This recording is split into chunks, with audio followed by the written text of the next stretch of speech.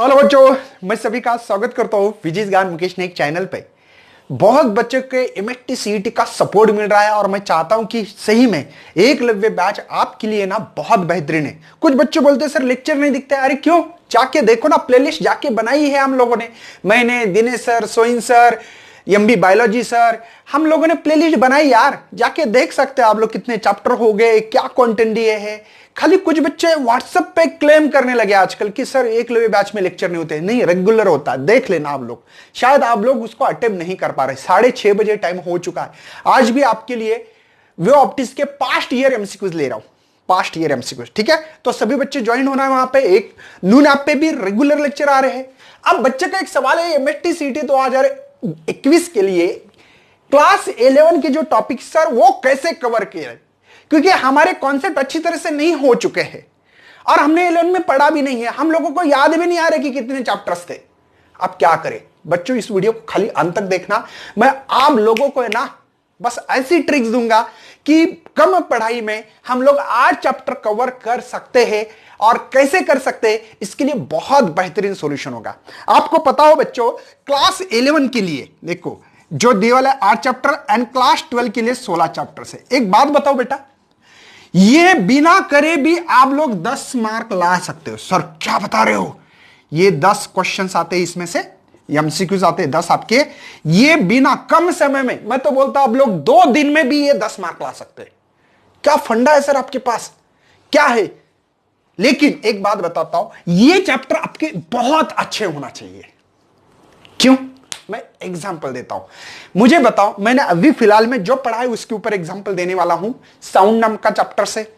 हाँ सर, यहां पे सुपर पोजिशन वो चैप्टर है, इसमें मैंने आप लोगों को V = n लैम्बडा पढ़ा है। बस ये चैप्टर में ये फार्मूला बन गया था। यहां पे यूटिलाइजेशन है। क्या करने की जरूरत है, मतलब करना तो पड़ेगा, ऐसे नहीं कि सब छोड़ दिया। नहीं, छोड़ना नहीं है, आपको करना है, लेकिन कम समय में कर सकते, क्योंकि ये फार्मूला यहां यूज है, ये फंडामेंटल है और यहां पे यूटिलाइज है इस चैप्टर का। तो बच्चों को घबरा गए कि 10 क्वेश्चंस वहां से आने वाले, कैसे करें सर, हमारी पढ़ाई नहीं हो चुकी है। 8 चैप्टर है और हम लोग लेने वाले नून पे। अभी आपको पता हो इलेक्ट्रोस्टैटिक चैप्टर मतलब होने के बाद मेरा अभी आपको पता है वे ऑप्टिक चालू है, तो ये चैप्टर तो लेने वाला हूं। लेकिन डरने की चीज नहीं बच्चों, यही तो मैं तो बोलता हूं ना मॉर्निंग सेशन में, proper planning is most importance. हाँ, प्रॉपर प्लानिंग में कर सकते हैं। देखो, इसके अलावा मैंने V = √T/m कहां से फार्मूला उठाया था, साउंड नाम के चैप्टर से। ये फार्मूला हम लोगों ने यहां पे है ना V/λ इस्तेमाल किया था। तो n = यहां पे हम लोग रख सकते हैं 1/2L। देखो स्ट्रिंग का फार्मूला कहां से बन गया बेटा, कुछ नहीं। देखो ये V की वैल्यू, ये लैम्ब्डा की वैल्यू थी, ये जो स्ट्रिंग थी यहां पे। आप लोगों को मैं इतना बता रहा हूं कि यहां पे λ/2 ये लेंथ है, ठीक है ना। तो λ = 2L, देखो 1/2L, V की वैल्यू T/m। तो आप लोगों को डरने की चीज नहीं है कि ये कैसे आएगा। हम लोग साउंड की स्पीड लेते हैं जैसे अप्रोक्सीमेटली 340 मीटर पर सेकंड। कहां से आ गया बेटा, न्यूटन्स लॉ, लाप्लास लॉ, पता है ना।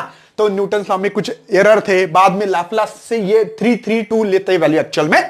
तो ये यहां से बन के आई है बच्चों, ये वैल्यूज, समझे क्या। तो डरने की चीज नहीं है, सब फार्मूला यूज कर रहे हैं, बस ये बेसिक है, इसलिए करना बहुत जरूरी है, इसलिए बोलता हूं। जैसे कि एक एग्जांपल बताता हूं, motion in plane chapter wise में एनालिसिस कर रहा हूं।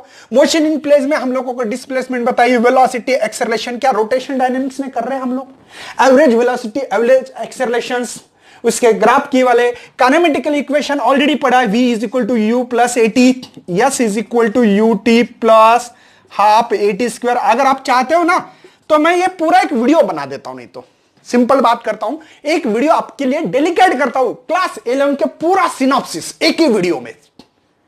अगर चाहते हो ना तो वीडियो को शेयर करो यार, लाइक करो, और न्यू है तो चैनल को सब्सक्राइब भी करना है। और साथ में बच्चों वीडियो में कमेंट में डालना है कि हाँ सर 11 का पूरा सिनॉप्सिस दे दो, है ना। ये V² = U², ये यूज नहीं किया बेटा हमने। कौन से चैप्टर में पढ़े सर हमने, लॉज ऑफ, ये मोशन इन प्लेन में। तो ये जो सभी चीजें हैं यहां पे, है ना, dx/dt या ds/dt जो भी बोलते हो बोल लो। एवरेज निकालने तो आप लोग ऐसे निकालते हो, V = ∂s/∂t या ∂x/∂t। एवरेज निकालने के लिए इंस्टेंट टाइम पे ये निकालते हैं, है ना, इंस्टेंट टाइम पे dv/dt।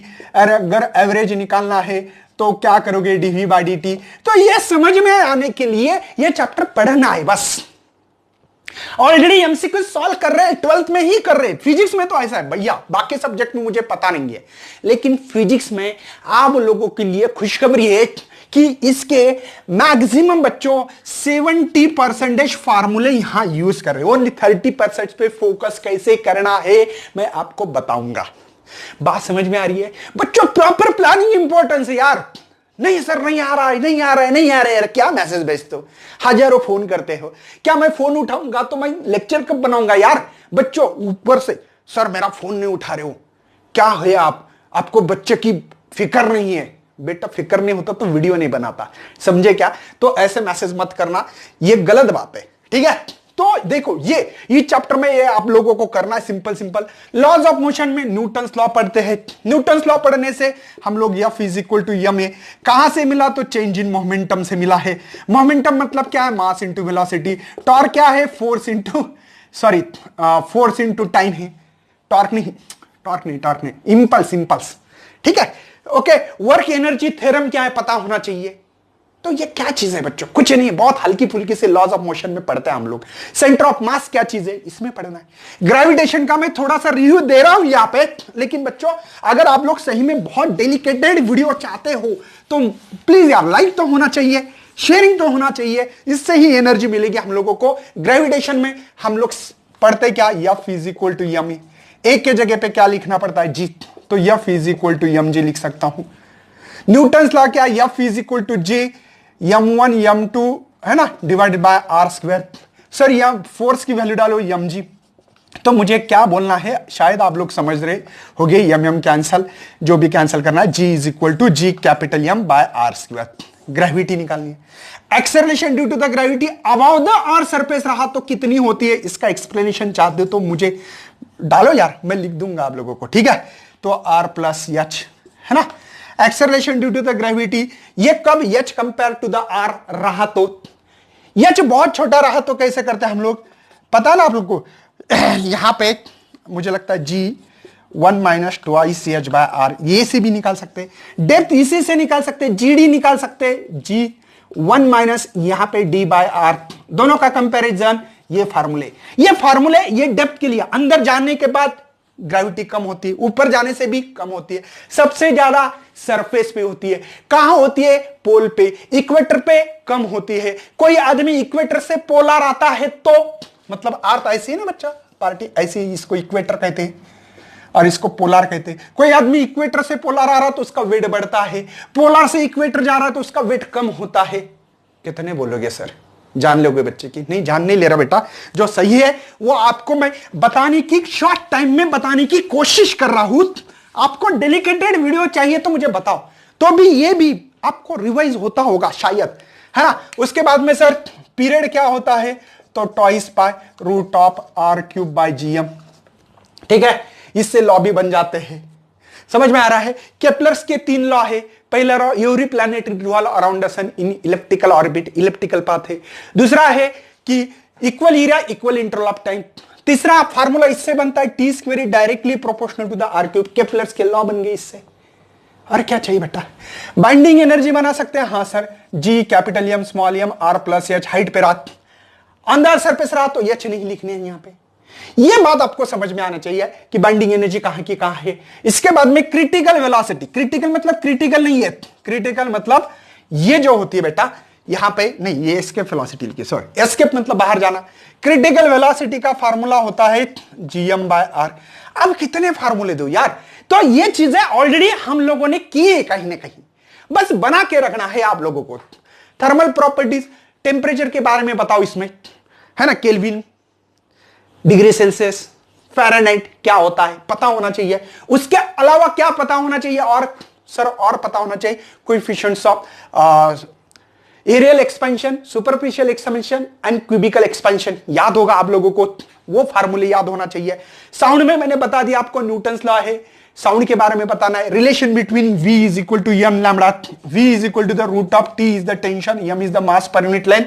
लीनियर चार्ज डेंसिटी पढ़ा है मैंने ऑलरेडी यार। ऑप्टिक्स में भी आप लोगों को थोड़ा लाइट के सेशन में बारे में पढ़ना है। इलेक्ट्रोस्टैटिक ये चैप्टर लेकिन एज इट इज आप लोगों को बहुत फायदा होता है। क्यों? क्योंकि फोर्स होता है यहां पे 1/4πε0 Q1 Q2 divide by R square. Electric field क्या है बेटा? Force per unit charge. एक चार्ज कम कर दो यार, हो गया ये फार्मूला तैयार है। क्यों याद रखने की जरूरत है? Q/r स्क्वायर, है ना। पोटेंशियल मतलब क्या ये पता होना चाहिए। तो ये सिंपल सिंपल चीजें, इलेक्ट्रिक फील्ड इंटेंसिटी इक्वेटर पे कितनी है, पोलर पे कितनी है, ये सिंपल चीज है। और सेमीकंडक्टर का तो बच्चों एज इट इज ये जो चैप्टर है ना, ये 12 का ये आधा पार्ट कर किया, आधा भी नहीं है, 30% है यहां पे पार्ट से बच्चों। आप लोग नोट डाउन कर सकते हो। बहुत इजी बताने की कोशिश कर रहा हूं आप लोगों को। 10 मिनट में वीडियो 10-15 मिनट में खत्म करना बहुत मुश्किल होता है, ठीक है। डेडिकेटेड बनाना आधा घंटे का, बताओ आधा 1 घंटे में पूरे चैप्टर कवर करके दे सकता हूं। सेमीकंडक्टर में आप लोगों को कंडक्शन बैंड बताना है, ठीक है, वैलेंस बैंड बताना है, ठीक है। वैलेंस बैंड क्या होता है, फॉरबिटन बैंड बनाना है। तो यहां पे जो होता है देखो, सबसे नीचे वीबी बैंड होता है, यहां पे जो होता है उसको सीबी बैंड बोलते हैं। दोनों के गैप बीच में फॉरबिटन, है ना, फॉरबिटन एनर्जी गैप कहते हैं। अगर इलेक्ट्रॉन यहां प्रेजेंट होती है जो आउटर मोस्ट सेल में, ठीक है, यहां से यहां जाए तो कंडक्शन बैंड, ये पता होना चाहिए। ये दोनों अगर मिल जाए, ये फॉरबिटन गैप अगर 0 हो, मतलब ओवरलैप हो जाए ऐसे, तो उसको कहते हैं कंडक्टर। जिसके अंदर ये गैप ज्यादा हो, ज्यादा मतलब यहां पे 3 इलेक्ट्रॉन होल्ड हो, डायमंड का 5.5 इलेक्ट्रॉन होल्ड रहता है, तो ये जो होता है बच्चों इंसुलेटर होता है। जिनका गैप बिटवीन हो दोनों के बीच में, मतलब ज्यादा भी नहीं, एनर्जी देने से इलेक्ट्रॉन जा सके, यहां पे सेमीकंडक्टर होता है। एन टाइप सेमीकंडक्टर में, एन टाइप क्यों? क्योंकि बेटा निगेटिव चार्ज होते हैं इसमें ज्यादा, मेजॉरिटी, इसलिए एन टाइप। पी टाइप मतलब क्या बेटा? पॉजिटिव। पी टाइप मतलब क्या? पॉजिटिव। क्यों? क्योंकि यहां पे होल ज्यादा होते हैं। इन दोनों को सैंडविच करने से हमारा डायोड्स बनता है, जो डायोड्स का सिंबल हम लोग ऐसे लिखते हैं। ये पता होना चाहिए बस बच्चा। इसको कहते हैं एनोड, इसको कहते हैं कैथोड। तो ये चीजें अगर आप चाहते हो तो इस वीडियो को इतना शेयर करो बच्चों, इतना वायरल कर दो, ताकि मैं ये बनाने में मुझे एनर्जी मिले। क्योंकि बेटा कम समय में बनाना है तो एनर्जी लगेगा, मुझे लगेगा बच्चों को जरूरत है। जब तक जरूरत नहीं है ना, मतलब जरूरत जब तक मुझे समझ में नहीं आती, तब तक वीडियो बनने की ताकत ही नहीं होती बेटा।